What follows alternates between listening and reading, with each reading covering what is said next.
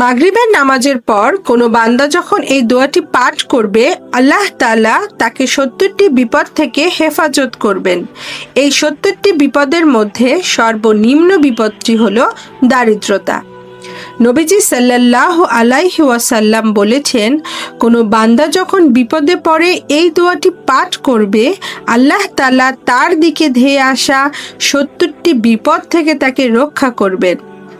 যাদের সংসারে সবসময় অভাব অনটন বা দুর্ঘটনা লেগেই থাকে, তাদের জন্য এই আমলটি অত্যন্ত কার্যকর। কেউ যদি পবিত্র অবস্থায় নেক মনে একবার এই দোয়াটি পাঠ করে, তবে তার আমলনামায় ৭০ লাখ নেকি জমা করা হয় এবং ৭০ লাখ গুনাহ মাফ করে দেওয়া হয়। সুবহানাল্লাহ। প্রতিদিন নিয়ম করে ৩ বার বা তার বেশি পাঠ করলে ৭০টি বিপদ দূর করা যায়।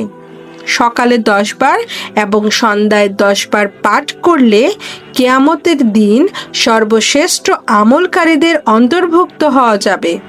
তিরমিজি ৩৪৭১ এবং ১০ বার পাঠ করলে ৪ জন দাসমুক্ত করার সওয়াব পাওয়া যায়। সহিহ মুসলিম ২৬৯৩। মূল দোয়াটি হচ্ছে লা ইলাহা ইল্লাল্লাহু ওয়াহদাহু লা শারীকা লাহু লাহুল মুলকু ওয়া লাহুল হামদ ওয়া হুয়া আলা কুল্লি শাইইন কাদির। এছাড়াও আল্লাহর কাছে ৪টি বাক্য খুবই প্রিয়। সেই ৪টি বাক্য হচ্ছে সুবহানাল্লাহ, আলহামদুলিল্লাহ, লা ইলাহা ইল্লাল্লাহ এবং আল্লাহু আকবার।